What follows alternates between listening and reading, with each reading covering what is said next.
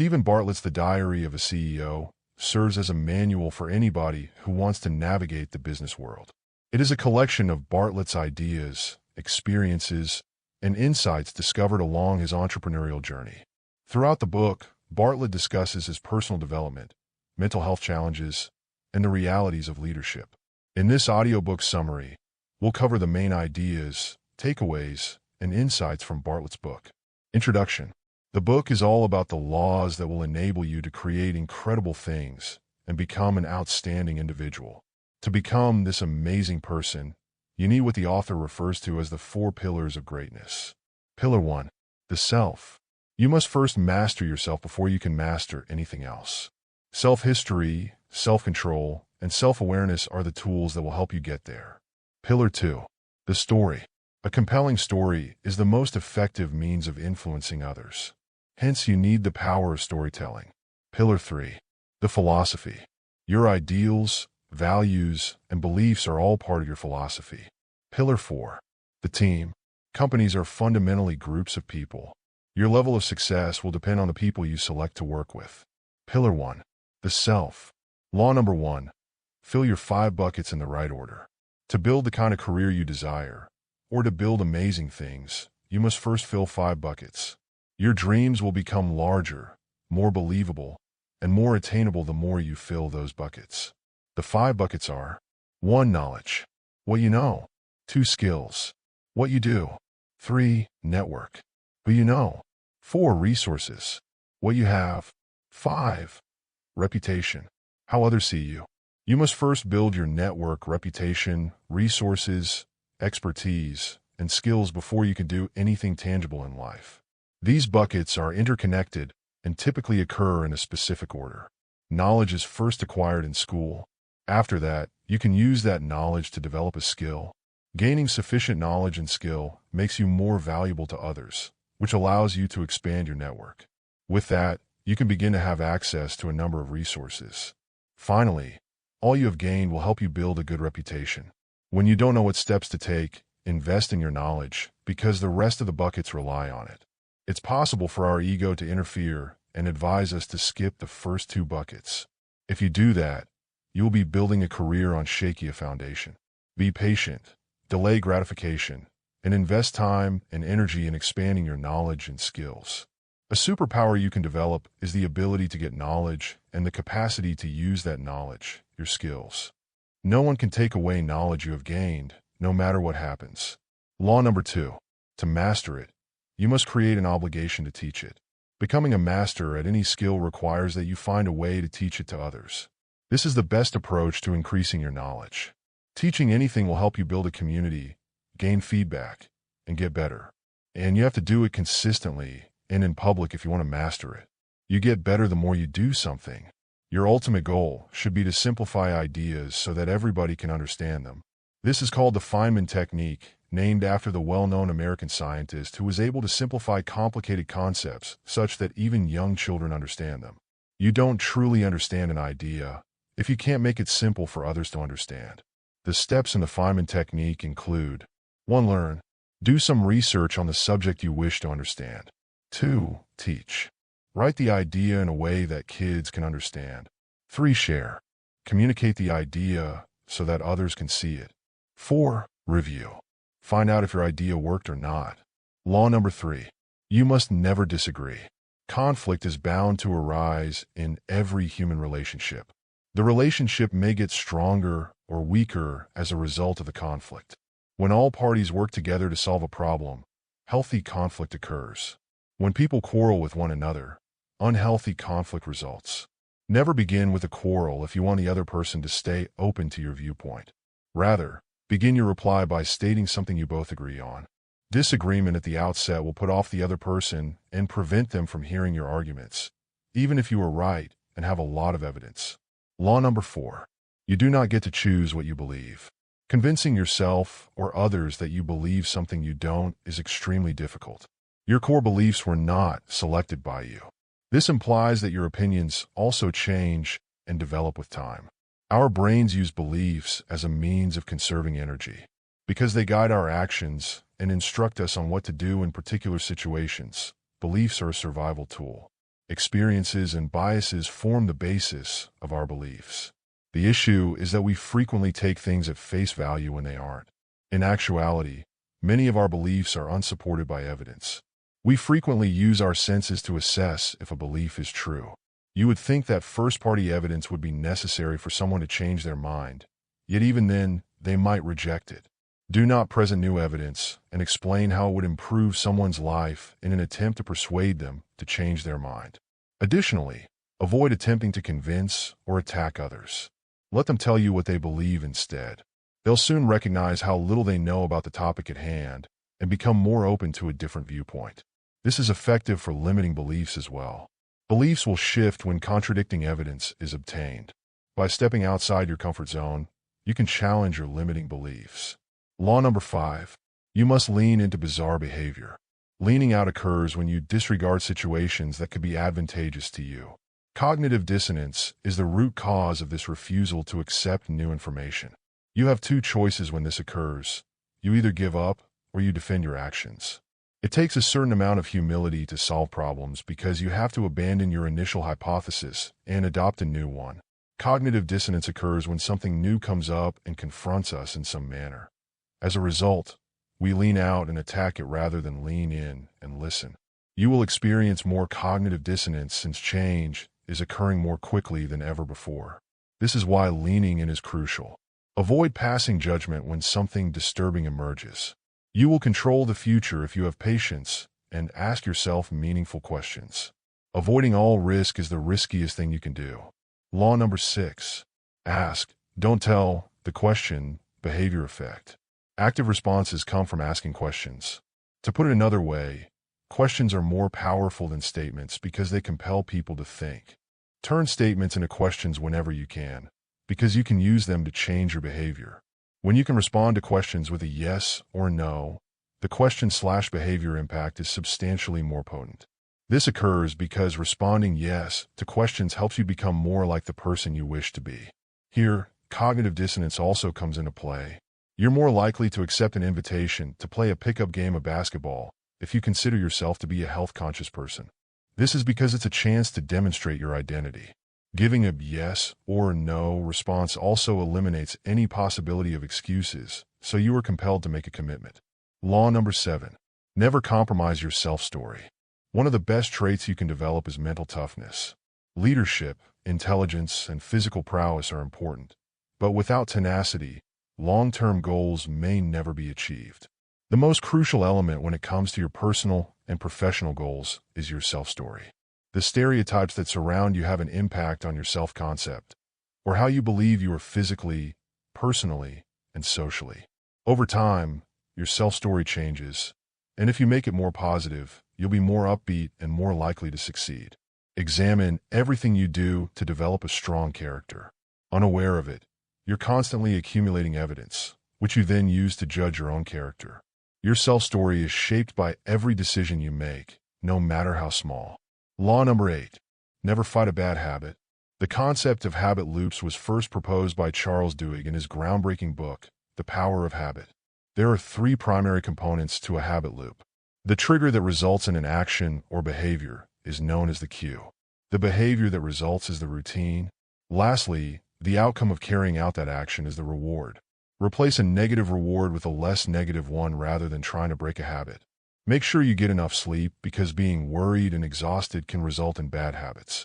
There are many tips and techniques for kicking unhealthy habits, but before attempting any of them, make sure you get enough sleep. Avoid tackling more than one habit at a time because our willpower weakens with repeated use. And if your willpower is weak, you'll feel irritated and frustrated. And it will be more difficult for you to change old habits or form new ones. So don't place too much pressure on yourself. Law number 9. Always prioritize your first foundation. You will never be able to get another mind or body. That is why they should never be taken for granted. You should always put your health first. Your health affects everything else in your life, including your job, relationships, and so forth. You'll live longer by doing this. The best way to express gratitude is to take good care of yourself. Work, productivity, sleep, relationships, sex, confidence, and other areas will all improve as your health improves. Pillar 2. The story. Law number 10. Useless absurdity will define you more than useful practicalities. Your ideals are defined for you by being unique and accepting an absurd public story. People are drawn to businesses that describe themselves based on absurd qualities. By doing this, you eliminate the need for an advertising agency or marketing team and allow those qualities to speak for you. Embracing absurdity, illogicality, costliness, inefficiency, and nonsensicality is necessary to become a master storyteller. The contrary is somewhat comforting, but it doesn't say anything your identity. Law number 11. Avoid wallpaper at all costs. A neurological phenomenon called habituation helps us to overlook anything that doesn't matter and concentrate on what truly does. In order to free up mental space for other purposes, your brain adjusts to disregard some stimuli. You'll go on autopilot to get what you want once you've identified what helps you survive. In a similar vein, repeatedly using a word over and over causes it to become so muddled that it quickly loses its meaning. This is a type of habituation known as semantic satiation. If the word or image, as it also impacts the optical senses, has dramatic overtones, this effect takes longer to manifest.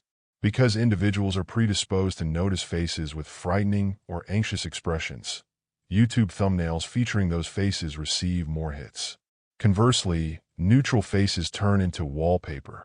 Habituation also has an impact on sound also. Long-term exposure to loud noises can cause you to grow so accustomed to them that you may eventually fall asleep.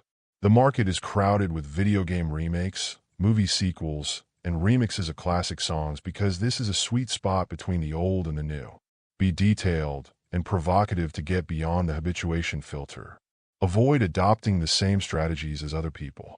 Be unique. Additionally, avoid repeating things to impress others because this will generate a semantic scenario where words lose their meaning. Be divisive if you want to leave an impression. But whatever you do, avoid being wallpaper. Law number 12. You must piss people off. One strategy to get past the wallpaper filter is to use unusual language. Cursing attracts attention, as shown by Mark Manson's best-selling book, The Subtle Art of Not Giving a Fuck. Polarize people in order to stand out. If people don't care about you or your work, you won't stand out. Being mildly disruptive whenever feasible is better than choosing the safest route, which leads to mediocrity. However, don't employ this strategy excessively. Your message will lose its effectiveness as people grow accustomed to it. Once more, you don't want to become wallpaper. Law number 13. Shoot your psychological moonshots first. A psychological moonshot is a minor detail that dramatically affects how something is perceived. The world's largest cab app, Uber, employs behavioral scientists, psychologists, and neuroscientists on staff. They were able to discover the key principles that influence their client satisfaction. 1. The peak end rule. The peak and the end of an event are the two moments we use to evaluate it. 2. Idleness aversion. People who are busy are happy. Examples include the Google Chrome T-Rex game that appears when you are unable to connect to the internet or Netflix previews. 3. Operational transparency. Lack of transparency breeds disloyalty, resentment, skepticism, and mistrust. Always explain the inner workings of your operations whenever you can. 4. Uncertainty anxiety. Consumers want clarity, not quicker delivery. There is stress when there is uncertainty. 5. The goal gradient effect. We will advance toward our goals more quickly the closer we are to them. The Apollo 11 mission that put Neil Armstrong on the moon is where the term moonshot comes from. A psychological moonshot is a symbolic leap that uses psychology to push you forward. With low cost, minor, and surface-level adjustments, psychological moonshots raise the value of your brand. Law number 14. Friction can create value. Making a customer's experience worse can occasionally increase their desire for your business. For instance, many people purchase energy drinks because they believe their chemicals are potent, even though they taste like medicine. Humans make irrational decisions, which explains why this is the case. Even if your product doesn't make sense, it can nevertheless succeed. Law number 15. The frame matters more than the picture. Our perception of a product is influenced by its name and packaging. Sometimes, adding something valuable lowers the product's psychological perception. Law number 16. Use Goldilocks to your advantage. When making decisions, people exhibit anchoring, a form of cognitive bias. One of the various anchoring techniques is the Goldilocks effect. This is simply displaying two extreme choices in addition to an intermediate one in between. The most costly option appears luxurious, the least expensive option appears dangerous, and the option in the middle appears appealing and sensible. Put another way, because it incorporates the advantages of the other two, the middle option appears to be the best. By offering choices ranging from affordable to standard to high-end, you're influencing your customers and assisting them in making a decision. Law number 17. Let them try and they will buy. The endowment effect is another cognitive bias. This occurs when someone overvalues something just because they own it. For this reason, software businesses allow you to test their products before purchasing them. Once you have a sense of ownership from this, it becomes difficult to part with the device or service. Law number 18. Fight for the first 5 seconds. The first 5 seconds are crucial when sharing a story with others. You have to use your stories to enthrall and surprise people. The hook is the opening 5 seconds of your story, and it needs to be obvious, captivating, and promising. People will stop paying attention if you can't do this. Introducing yourself, or going into too much detail, is an error a lot of business owners do. Consider your most uninterested customer when you are crafting your story. It will be simpler to gain the attention of everyone else if you can grab theirs. Our attention spans are progressively declining, and we are easily distracted. This is why the initial 5 seconds are crucial. Pillar 3. The philosophy. Law number 19. You must sweat the small stuff. Focusing on little details has its benefits. Focusing relentlessly on the little details can improve and distinguish your work, even if you're not the best at that thing.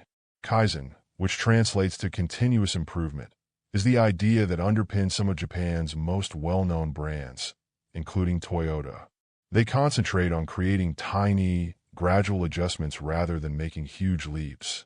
Because they believe that little things will never make a difference, many people disregard the Kaizen principle. No matter how simple something is, it can also be simple to overlook, which is exactly what many people do. Failure to take action may seem insignificant, but it can have disastrous consequences if it persists over time. The Kaizen philosophy also encourages motivation and curiosity.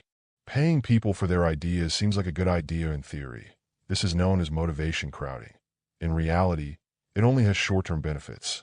The fun of an activity ends the moment you pay someone to do it. People engage in their hobbies because there's most of the time no money involved. Law number 20. A small miss now creates a bigger miss later. Even if it results in mediocrity, sometimes it's simpler to stay on the course you're already taking. The best choice is to make the change now and wait for long-term progress. Because eventually, you'll begin to enjoy benefits you never imagined. We assume that only geniuses can accomplish great things. In actuality, everyone who is prepared to make small daily improvements can accomplish great things. Law number 21.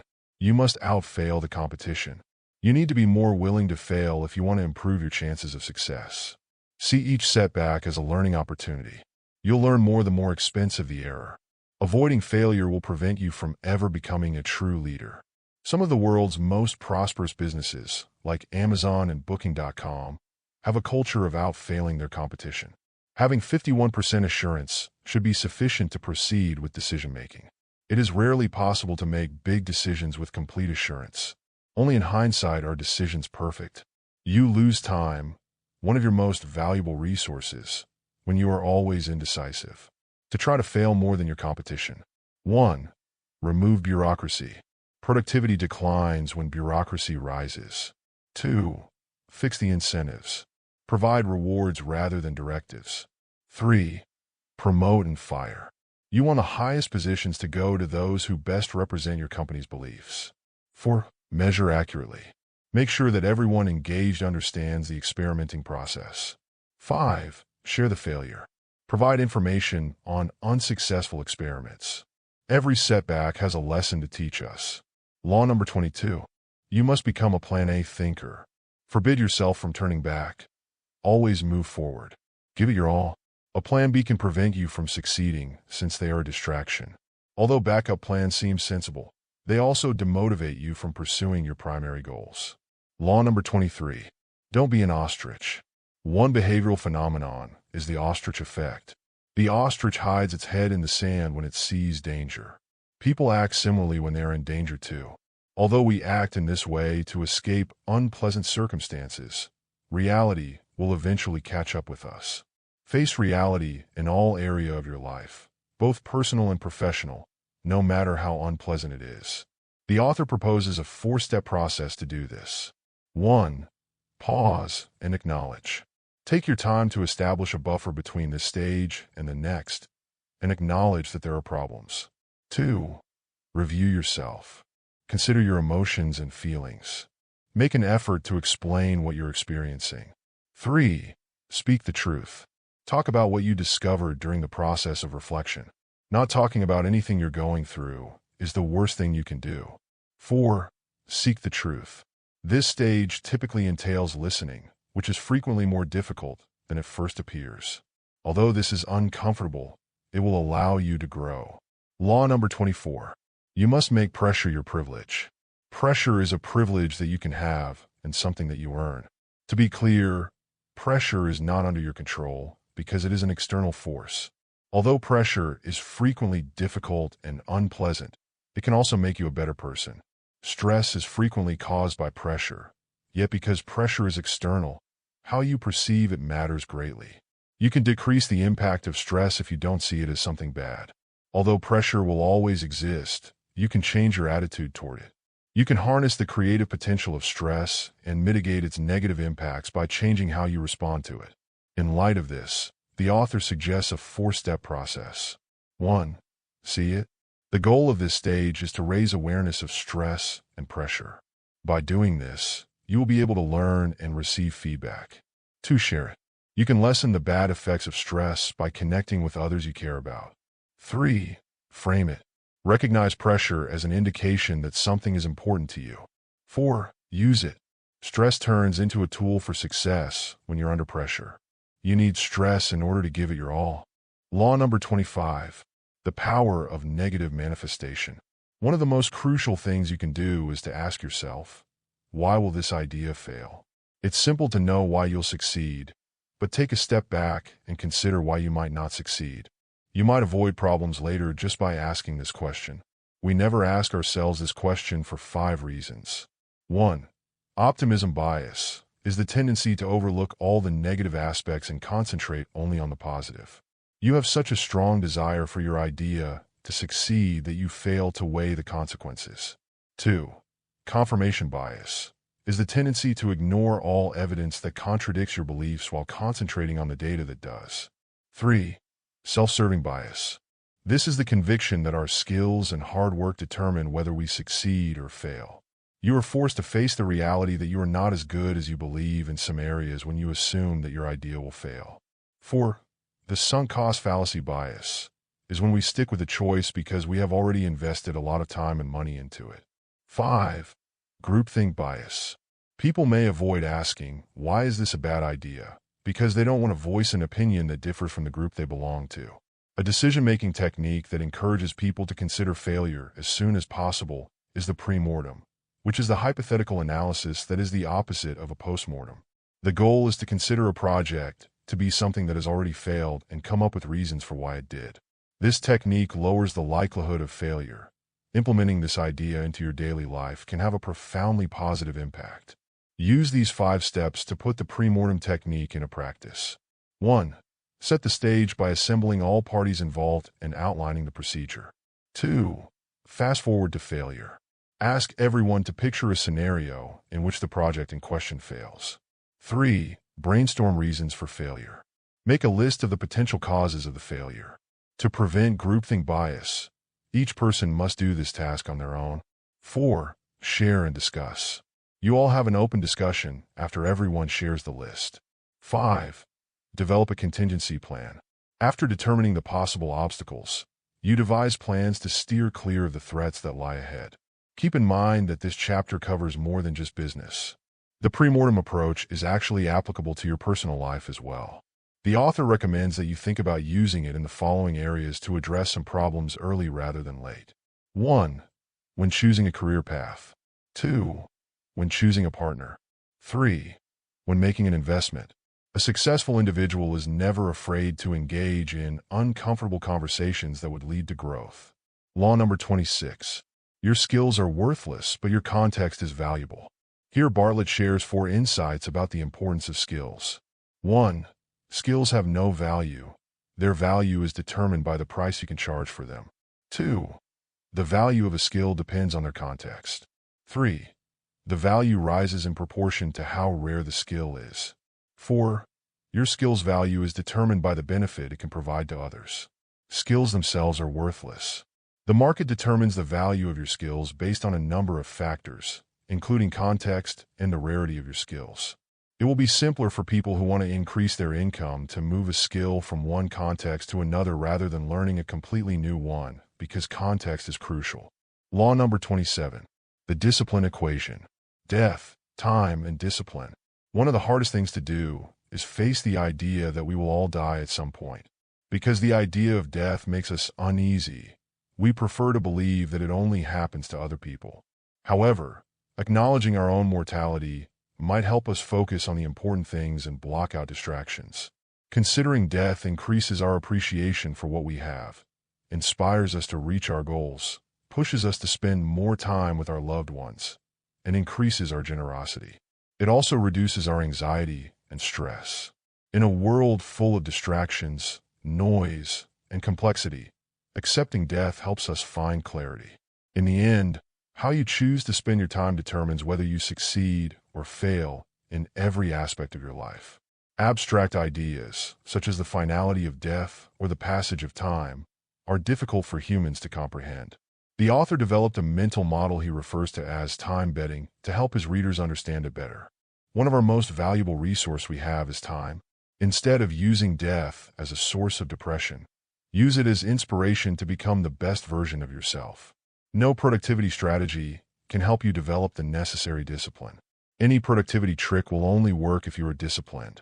The discipline equation, which the author presents, consists of 3 primary components. 1. The value of the goal. 2.